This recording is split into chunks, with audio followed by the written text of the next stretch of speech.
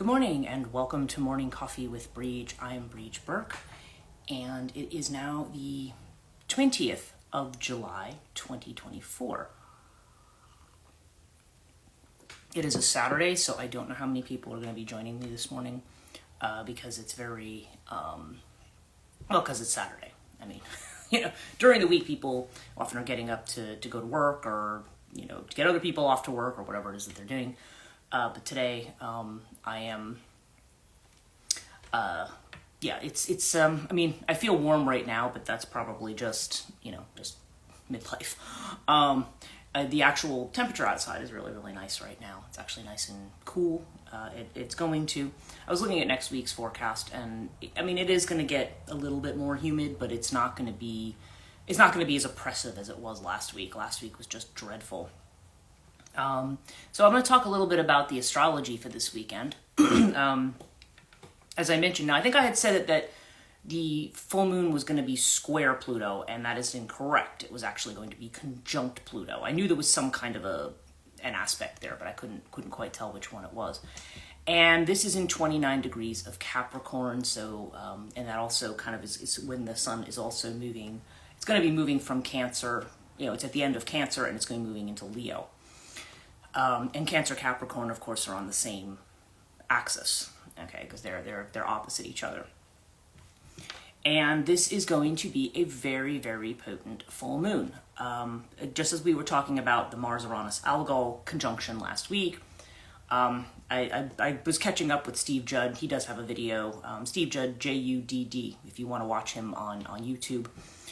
He does have a thing on the full moon in Capricorn. It's about 8 minutes long. It's not 7-8 minutes. It's not long. But he talks about it. And he says that he was basically saying he'll feel better after Monday because a lot of the aspects going on right now kind of have people on edge. I can tell you last night, it's funny. You can see my bed is made behind me. But, and I actually need to take it apart after this and change bed sheets and all that stuff because it's the day that I usually do that. But when I woke up this morning, it was insane. I actually had I still use fitted sheets. So I have fitted sheet, I have the top sheet, and literally everything was off the bed and in a tangle. And I'm like, what happened last night? I do know that last night I kept waking up every hour. So I would wake up at, I think I went to bed kind of early. I was really tired. I managed to stay up till, 8. But, I know that sounds really early, but then again, I'm up really early too. So I'm kind of up early to bed early a lot of the times. And so I managed to I had done some Rahani. I did a Rahani session yesterday in Milford. And then when I got home and had dinner and everything, I just kind of crashed out. I was really tired. But I woke up at 10:30. Then I woke up at 11:30. Then I woke up at 12 something. Then I woke up at 2. But I kept waking up, but it wasn't like I was up and then restless and walking around. It was I would wake up and then it was okay, now I'm back to sleep again. So it was like that. And then probably after the 2 o'clock thing, I think I did wake up and look at the clock at 3 something and I can't remember.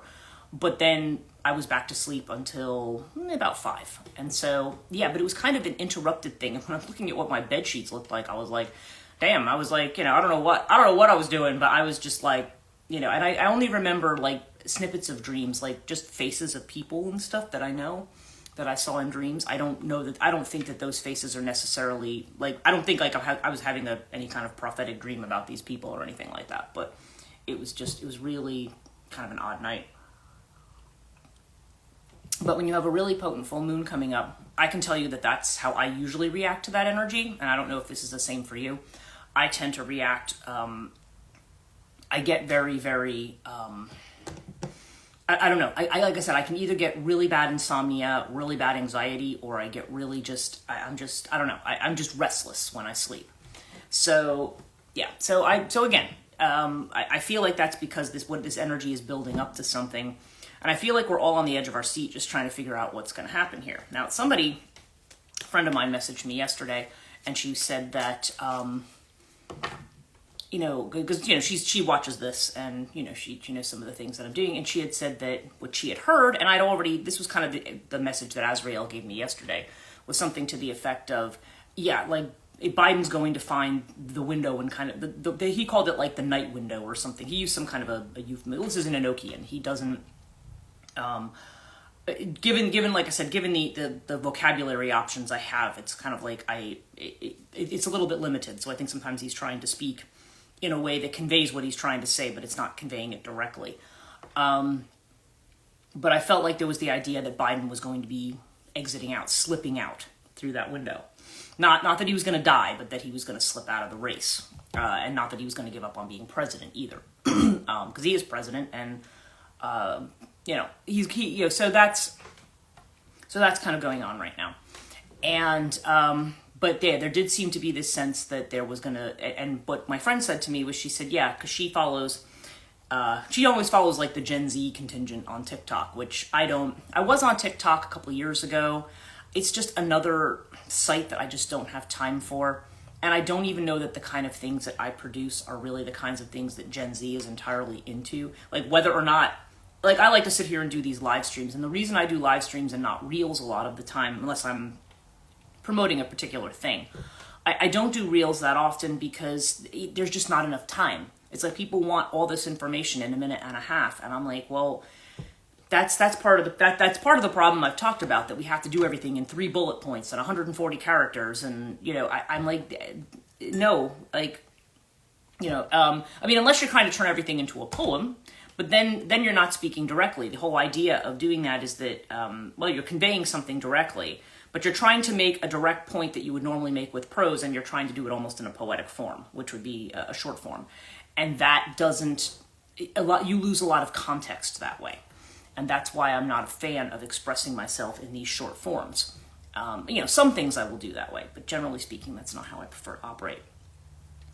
But it was interesting because this morning I also kind of got messages.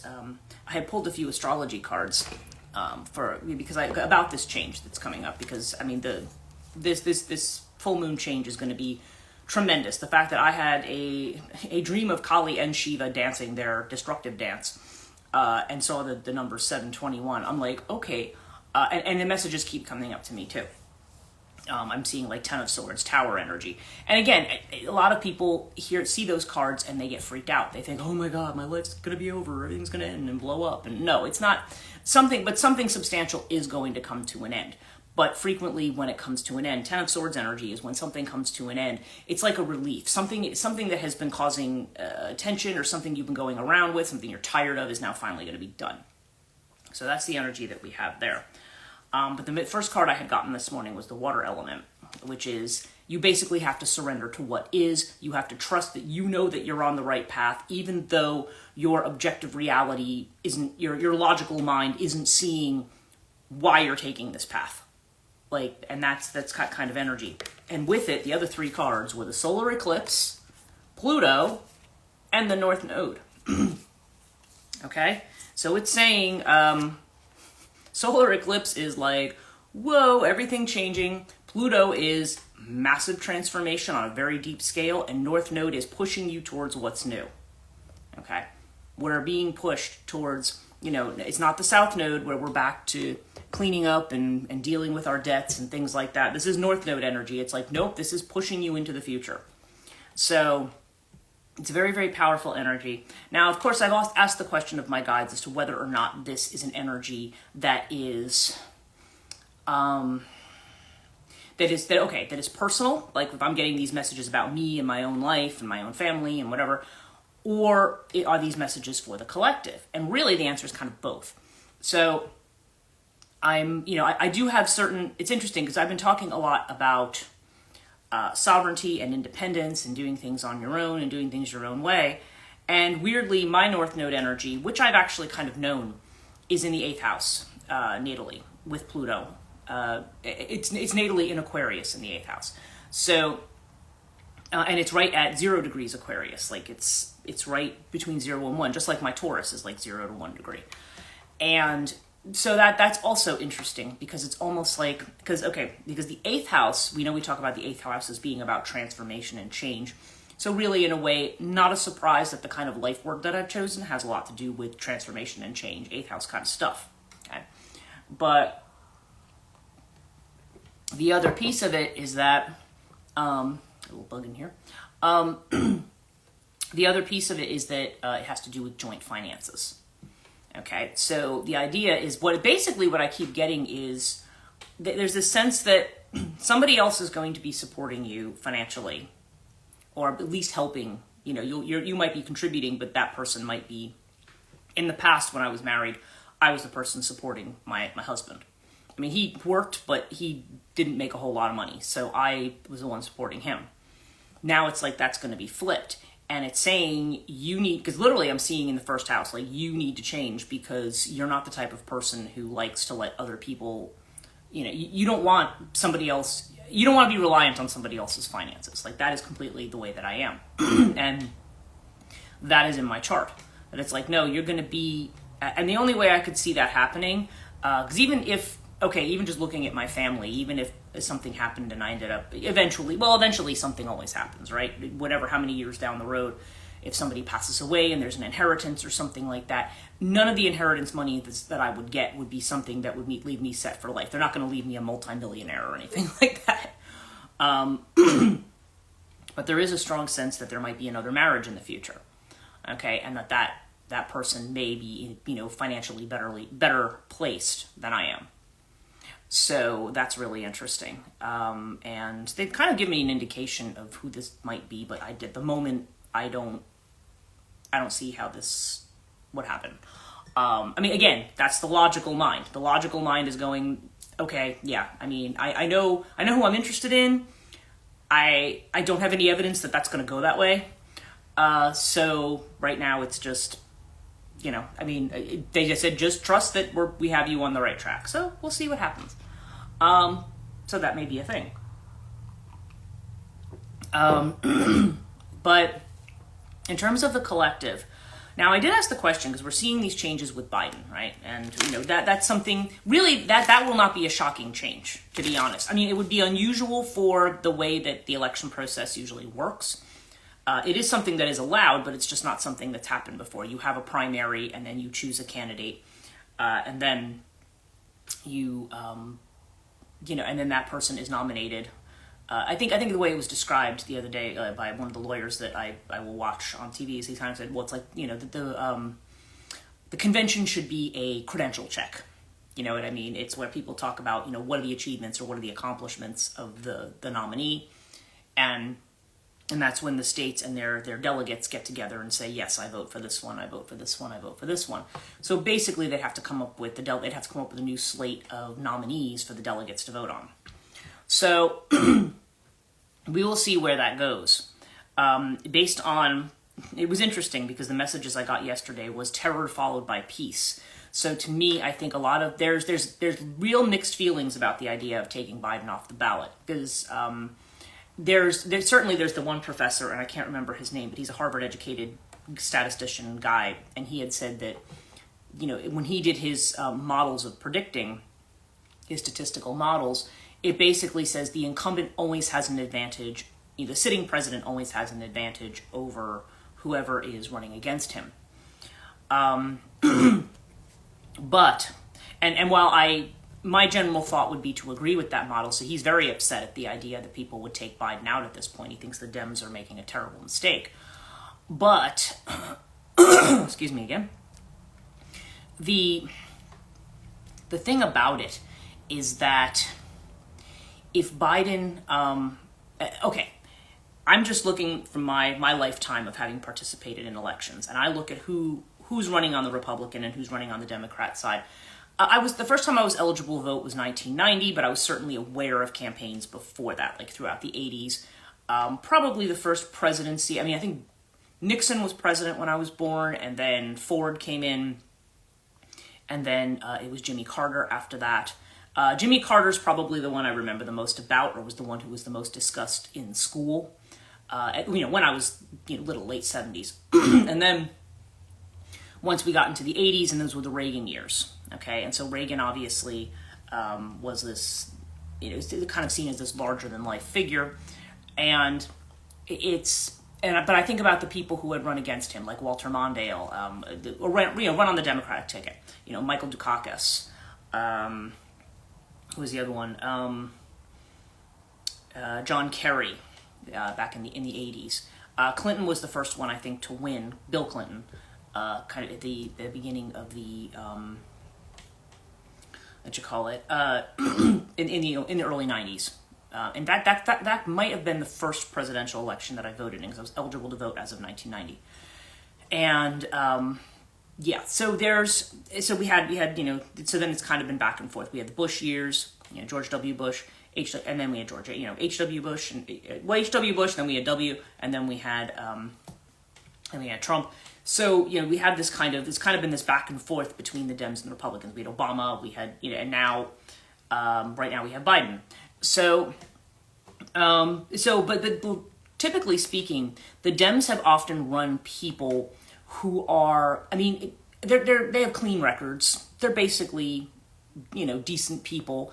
But there may be, it's kind of like when I look at Keir Starmer over in the UK. They're just, they don't have that je ne sais quoi. They're just like, I don't know. They're just not people who people get really that excited about. I think in the case of the UK, they were so fed up with the Tories that they were just kind of like, whatever, he's bland, we'll vote for him.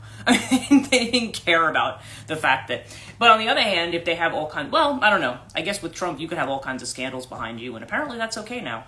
But people want somebody who's a little more exciting, I guess, and I don't know that that's really what you want in politics, in a way. Although, okay, so my point is that Gen Z are a group that they don't want some milquetoast, middle of the road kind of person. They want somebody who's going to get them fired up, who's going to do the best that they can for change. Now, people, I don't want to get into my politics, but I'm not dissatisfied with Biden's record, okay?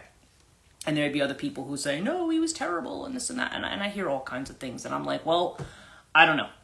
Everything that I'm seeing that there was a lot of accomplishment in this administration. Now, maybe the individual things that people like, maybe they feel that he did or didn't do certain things. And some of the things that they're telling me about that he did, first of all, they don't sound like things he would do. And second of all, I don't know. I'd have to research what they're telling me, and I'm not sure where they're getting their information from. Good morning, Suda. I'm just talking a little bit about this full moon and some of the predictions that have come up around it. Because one of the things somebody said to me last night, I'm glad you joined in, because now I can get myself a little bit back on track. I have, people have said that they think this Sunday that Biden's going to step down, which is interesting, because that's when the full moon is at 29 degrees of Capricorn. And as Steve Judd had pointed out, there's a lot of other 29 or 26, like late degree planets. Uranus is at the end of Taurus. Neptune's at the end of Pisces. There's... Even Saturn is kind of at the end. It's kind of between Aquarius and Pisces. It's kind of at the end there.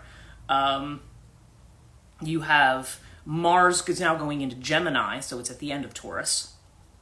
You've got, let me think.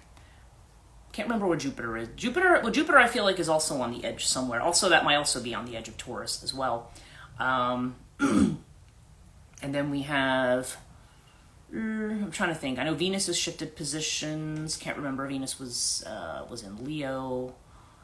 Not sure where she is right now. Mercury is also in pre-shadow to go retrograde. So yeah, there's just a lot. Basically, there's a lot of planets right at the end of a particular sign. And they said typically when that happens, that lines up like that, there are massive changes that are going to come in. So I was talking a little bit about what seems to be the thing for my life, but also on the more massive scale, I had asked about. I think we kind of all think that something's going to change with the Biden candidacy, okay, which was something that Azrael had predicted, and to be fair, there's a lot of people who predicted that. That's not that's not like I came up with some great, unique, and unusual thing, But the other thing is I asked, well, whether or not there's going to be any changes with regard to Trump, because as of right now, he's been nominated and so forth.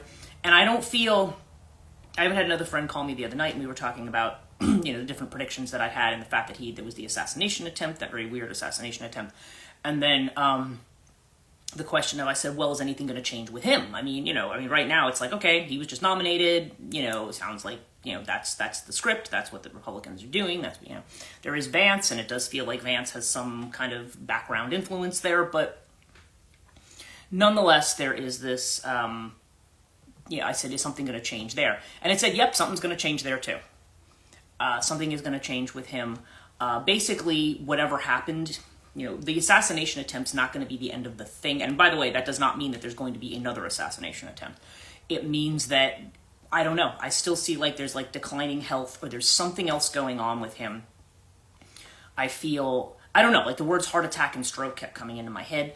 I don't know, and I'm not saying that that's what's going to happen to him. I just want to make that clear. All I'm saying is that's what's coming into my head. Like there's something vascular going on or something. It's just, I don't know. But that might be a surprise that nobody's expecting. I feel like it's something that's potentially connected to his health. So, that may change the map for the Republicans as well. So, anyway, that's kind of on the global scale, and there may be other things going on in other countries as well. Definitely there have been, I've talked about those other political upsets.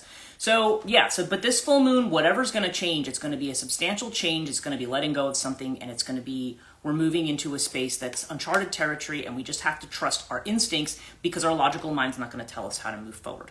That's kind of the summary there of what I'm thinking. The other figure that kind of keeps coming in, and I felt like this was something that she wanted me to mention this morning, is that I talk a lot about my connection to Azrael, but the other goddess I've been connected to, the boy is a guide who I've been connected to for a long time, is I heard many cycles are ending from 2008. Yeah, and that actually makes a lot of sense because that I think is when Pluto moved into Capricorn. So whatever went on then, and I think we can remember in 2008, that was when there was the big economic crash. I think that was the beginning of when people, I think that was the beginning of the first Obama presidency too, I think. So there was a whole lot economically that shook things up, and I feel like, I feel like 9/11 is what's turned a lot of the world fearful. Like I remember in 2001, that's when we really started to hear a lot of this rhetoric around, I remember Fox News would say, like with Bush, they'd be like, well, anybody who questions the president in a time of war is a traitor. That was the thing. So people who were skeptical of what Bush was doing, it was just like, well, you're a traitor to the United States if you believe that, which is bogus because, that's the whole thing about being in the United States. You may or may not have agreed with what Bush did, but people have a right to express their opinion. You're not, that's when you started hearing that kind of rhetoric.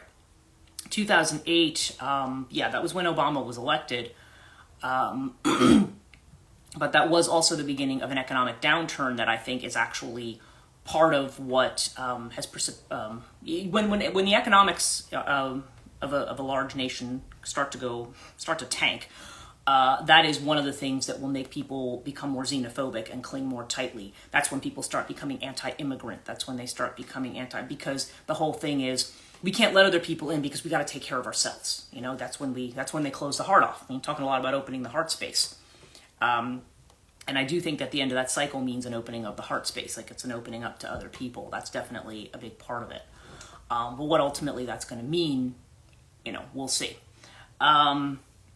So what was I going? Oh yes, I was about to talk about my other compatriot, which is the goddess Morrigan.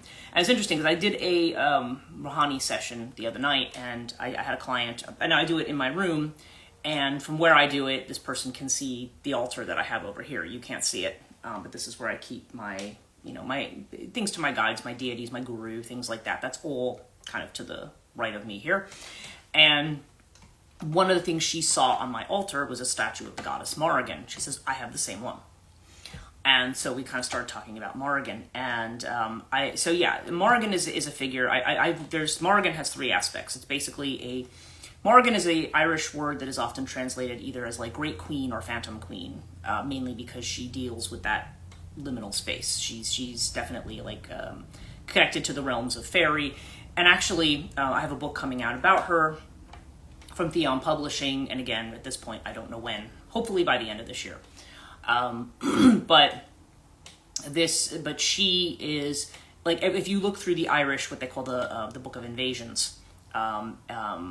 Is that how you pronounce that? Lebor Goala Erin, I think it's something like that. I'm sure my Irish friends are cringing, but in any case, it was something like that is the name of the book. And it tries to have a biblical background, like who came from Noah and stuff like that. And, so there's always that inflection because this was written in a medieval period. But they basically show these different tribes that have came in and invaded Ireland, so to speak. And a lot of them come from the areas of like Greece and what we think of now as the Near East. And there is actually DNA evidence that that is the case in Ireland. That a lot of the ancient peoples, when they do the DNA analysis on bones and things that they find, show that they have origins in that area, in what we think of as the Middle East, I guess, right now. So that's not, at least in terms of the geography, there does seem to be some science to support that. But what's interesting about Macha is that, and Macha is one of the forms of Morrigan. Morrigan has three forms: Macha, Bove, and Nevin. Okay, there are three names that they have, and mind you, there's other names for her too. Some of them connect her with Anna or Anu. Some, and I'm trying to think. She's also, what was the other one she was connected with? I can't remember. It's not sticking in. Has to do with the connection to the god of death. Begins with an F. I can't think of it now. Anyway, because it's not a name I keep in my head because it's not what I associate. I associate her with those three, and generally she's considered to be a triplicity, a triple goddess. But the aspect I deal with the most is Macha. And Macha that's the name that she gave to me. And again, this was an encounter that I had, a spirit encounter back in the, I want to say it was the late 80s. Yeah, because I would say I've encountered her like around maybe 1988, around that period of time, in dreams. And I didn't know who she was. I just knew she was, the initial way I saw her, it was like she was this old hag kind of woman. And she had a real fiery intensity. And it was like, I remember in the dream, she came over and she just slammed me right in the back. And anybody who knows anything about Shakti, it was like, that was like a weird kind of initial Kundalini activation that went very sudden. I literally woke up and jumped out of my bed. It was like, that was an odd noise. Anyway, I just jumped right up, and I was like, whoa.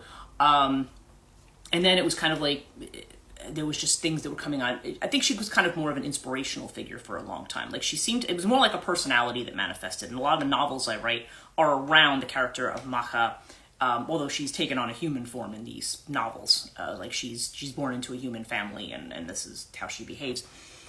So because it's really meant to be an expression of her personality. But when I went to Ireland in 2022, I was asked by Theon to write this book. I don't know, when was the first time I'd heard from David Beth in 2019. And then I think we finally signed a contract in 2021. I think it was around winter solstice. And so when I was going to be going abroad, I decided I was going to take a detour and not spend the whole time in England and spend a couple months in Ireland so that I could, do some research for this book, because really to research Morrigan, you do have to be in Ireland. It's not, there are a lot of people who are Morrigan devotees and so forth, especially a lot of Irish people or people of Irish descent. I feel like there is, even though there are people in Ireland who are very much like, who have this attitude of, if you don't live in Ireland and you weren't born in Ireland, you have no business worshiping Morrigan.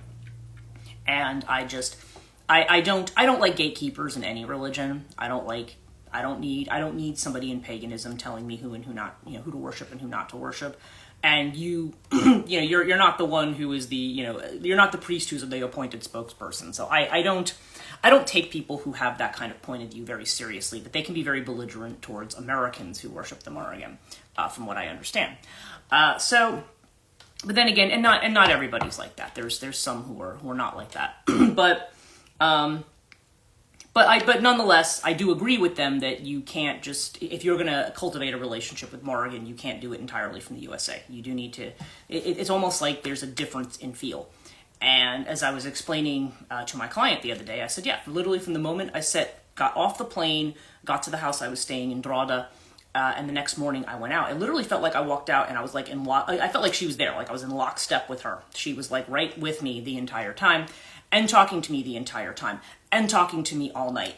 And then eventually when I was living there, the Airbnb I was staying in one room, and there was a girl who had lived upstairs. They had an upstairs that was not on the Airbnb, it wasn't for rent, but she moved out, and they said to me, oh, well, since you record a podcast and since you do this and you do that, she's gone, why don't you take that room? You can go upstairs, you can have privacy, and then you can you can use the office there to do your recording and stuff, and that way you're away. I'd be away from other guests, and it wouldn't be disrupted. And I had a fridge and everything. Then I was like, yeah, let's do it, because I didn't have kitchen privileges there and so forth. So that was a little bit. I mean, the house was great, and the people I lived with were absolutely wonderful. And I got to be quite friendly with them. I would love to go back and visit them again. But it's just, staying in that. I had very, very strange things happen to me. I think I've talked about when I went on St. John's Eve to Northern Ireland. There's a place called Awanmacha. And the town of Armagh, which is, anybody who's Catholic in Ireland knows that was kind of like the main bishopric of Ireland when it was a united Ireland. The main bishopric was in Armagh. And Armagh, Armagh. Armagh actually comes from Ardmacha. Okay, it's actually Macha's height. And it was a sacred place to the goddess Macha. And there is a legend of St. Patrick when he wants to build his church there. Now, again, the biography is a little more gentle about this. When I was in Ireland and I heard the story from people there, the story's not so gentle. There was a landowner who was the chieftain in charge of that land, was called Dare. And he supposedly, basically, St. Patrick, it's portrayed as Dare refused, and then all these terrible things happened to him, so eventually he relented because he decided Patrick's God was the right one. The story I actually heard when I was up in Northern Ireland was, no, actually he threatened. He basically said, give me this land or I'll kill your wife. And so Dare eventually relented and gave him the land for his church, and then a white horse showed up. And the white horse, Macha, is often, that's one of the forms that she has. We often think of the Morrigan as a crow, but Macha often appears also as a white horse, especially in the Ulster area. And, St. Patrick had the white horse slain because basically he said, Macha cannot return. I don't want her in my territory anymore. It's mine now. And I talk a lot about that on the other podcast. But so the strong feeling I've always had from her is one of, she has a very sassy kind of personality, but she also has a strong sadness and sense of betrayal as well. Though when it comes to it, her basic attitude is nobody killed me. I just took my ball and went home, and I just said, fine, then you figure it out on your own. You go, you have fun. That's kind of the way that she comes across to me. Like she doesn't that particular energy was not destroyed. It just kind of withdrew whatever kind of favor it offered or whatever. So. But in any case, she has been coming through very strongly to me about these changes as well. And yeah, when I was at Awanmacha on St. John's Eve, which is around June 23rd, when I went there, a certain ritual that I did and everything there. And then it was just like, that was when my eyes were opened to what else was there at that spot. And I know that when I was talking to the women down in it's also called the Navan Fort. And when I was talking to the guides there before, the second time I went, there was the first time I went where I went on the guided tour. The second time I went on my own because I knew how to get there. And actually, the actual hill itself is not even though it's part of the Navan Fort, like, historical site, one is run by, I guess one is owned by the British government because Northern Ireland is British, technically. And it's not part of this other park system, weirdly. It's like, they're like, okay, if you want to see it, you have to go by yourself. So I knew the path across the road there to get onto Awanmacha. So I went out by myself, and I went early in the morning before a lot of tourists and before the center was going to open and people were going to be coming around, touring around the hill. And I remember her saying to me, she says, whatever you do over there, she's like, just be really careful because the energy there is really powerful. I said, no, I know. I said, I'm not coming in here like, hey, I wonder what'll happen if I do this. So it was, yeah, and I'm not even sure how much I'm allowed to say about what happened there, but it was really potent. And I remember when I came home from what happened on the hill there, which was just, it was mind-blowing. It was transformative. When I came back to, when I got on the bus to go back towards, it was a certain train station I was going to go to, and from there I would take the train back down to Drogheda. And it was, but there was this massive flock of crows that came and just followed the car. When I left the hill and came back through the Navan Fort lot, I had this hooded crow, jumping from tree to tree, screaming at me. And if I would stop and look at it, it would stop and look at me. And it stayed with me until a taxi came to take me back to the center of Armagh. It was really strange. And then when I got back to my room, I had skylights like I have here. I had skylights. And this, I woke up the next morning after, again, really intense kind of visceral feeling of like Maka, like being in the room kind of thing. I had a, good morning, Melissa, telling my story about my Ireland experience with Maka. And I remember that this hooded crow landed on the window. Now, mind you, the crows were kind of around, but they weren't, they stand in the gutter. They don't typically. It looked down in the window, and it had a mouthful of twigs, and it just kept shaking the twigs all over the window and looking down at me. And I am like, oh my word. That's like, that was really, really strange. But I almost felt like, like trying to make a nest there, because really the message I had from her is she's like, I want you to come home. I want you to be in this part of the world. That was kind of the message that I had. And so that's why I feel eventually I'm going to end up in that part of the world, regardless of obstacles. Though I do feel like I belong more in Britain than in, although Northern Ireland is part of Britain technically, rather than Irish Republic. But I don't know. We'll see. So it was interesting. So anyway, she's also been one of my guides, and she has been kind of also chiming in.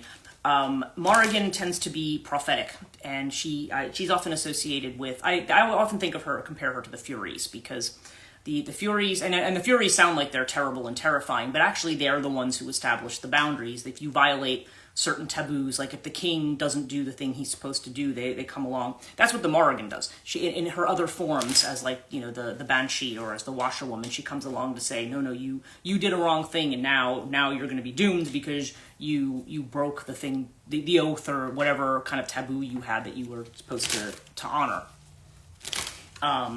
You didn't respect the boundary, because she's the one who would give sovereignty to people. So it's interesting that she's sort of appearing, because she is a representation of sovereignty, of sovereignty over the land, giving people, it's her, she's the land, and she's giving you permission to be on the land. It's that kind of a thing. That's the way sovereignty works. That's why it was frequently a woman who gave sovereignty. And I'm realizing I better get on with this reading because I'm just yada-yadaing about this. But yeah, so she's kind of been a force that's with me. So it's really interesting, I feel like, right now, that she's telling me, now it's going to be less about sovereignty. It's going to be about you allowing somebody else to be supportive of you. And that's where the shift is coming in. So, interesting. I was talking about that a little bit earlier on. Okay, so let's do our reading. Our first card is Past Lives. So, we are at this point of release. We're at this point of releasing the past, like we were just talking about this full moon, which is basically the subject of this particular live stream. The big changes are coming, because it's not just the moon in Capricorn at 29 degrees. Everything is kind of at the end. A lot of planets are at the end of a particular sign. Neptune at the end of Pisces. We have Mars is also at the end of Taurus. So we're literally about to move into a transition, and we have so many of these. And actually, we're about to move from Cancer to Leo. We're at the end of Cancer and moving into Leo. So there's a lot of this, and actually this is the moon card. So that's interesting, because we're talking about the full moon and the changes of the full moon. And the Past Lives card generally indicates something that's being released from the past that has been hidden from us because maybe it's too traumatic for us, or it's just something we haven't been ready to deal with. And so that almost implies that, this is what's coming up now. The stuff that we have not dealt with, the stuff that we really need to let go of, is actually coming up. And the inner feeling of which we're unaware, we have the Lovers. Okay? So to me, yes, the Lovers can be about making choices, but really, well, yes, part of this is a choice. We have to make a choice to choose to move forward, to move into the new space. But the Lovers here also, to me, is about choosing to work with others rather than alone. So that's really interesting. Or just about opening the heart, because as Sudha had mentioned, that there's cycles ending from 2008. And one of the things that people do, especially when there's an economic downturn, is that's when people, when a nation is prosperous and there's a lot of money, and everybody is satisfied and wealthy, then you see more of a friendliness towards the rest of the world. When people feel that they don't have enough, that's when they start turning against immigrants. That's when they start saying, no, we can't take other people because we need to take care of ourselves. Okay, you'll hear that kind of rhetoric. Whether it's always warranted or not, you hear that kind of rhetoric. And so this is more about heart opening. Internally, that's what's going on. There's something about, no, we need to open ourselves up to people and not treat people who are not part of our tribe or our group as the enemy. You want to open up to love, really. Because in this deck, this is about a higher form of love. It's not just about, and I don't even like to talk about it that way, because to me, I feel like carnal desire has a place too. But it's not about that kind of the love that we have because we're attached to some physical thing about a person or something. It's that higher love that's more unconditional. Okay, and the external feeling of which we're aware is that we're fighting. There's fighting. There's going to be that may be the essence of it. It may be that we're having these kinds of explosive arguments, or again, I was talking about politics and what may be going on with that. I just feel like this election cycle is just very, very explosive right now, because I think rather than people opening their hearts, people are fighting to try to keep things the way that they've been. And this can be on a personal level too. There's like this fighting to kind of keep things the way that they are. But we have the card of abundance. Here we have Zorba the Buddha again, saying, the reality is you can have it both ways. You can have, like people who are on a very strongly spiritual path. They can be very spiritual. But you can also have material abundance. You can enjoy the things of life. It's basically saying there needs to be a more integrated view, I think, is more or less what that is saying. The idea that you can be satisfied materially and also satisfied spiritually. It's not as though you have to pick a side. Okay, so this is about that blending together, and the ultimate outcome we have our Master card. The Master card has come up, I think, 3 times now.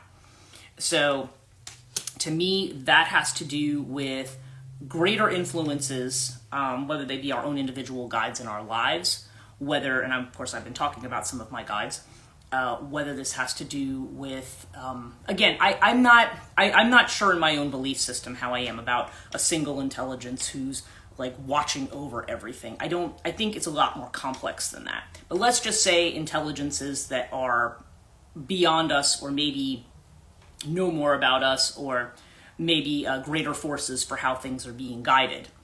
That seems to be the kind of energy that we're working with here. And therefore, that is not something we can control. So the best thing we can do is trust our intuition, that whatever changes are coming up, these are changes that are moving us towards the heart space. So they're not bad changes. They may be different. They may require us in certain cases, especially with Neptune at the end of Pisces, and maybe this idea of needing to kind of wake up to something, maybe giving certain things up. It's going to vary by person. Obviously, that's a general reading. I know I did pull the Gateway Oracle today. I was thinking about it, and oh my goodness, and look at the card that popped out. Opening to love. Isn't that interesting? Opening to love. So really, when we talk about this, we're talking about, oh my God, there's going to be this cataclysmic shift. And it's asking us to love. And you think, well, that's, that doesn't sound like, that sounds almost anticlimactic, right? But think about it. I mean, true sovereignty, I think, also requires that we are in harmony with what's around us.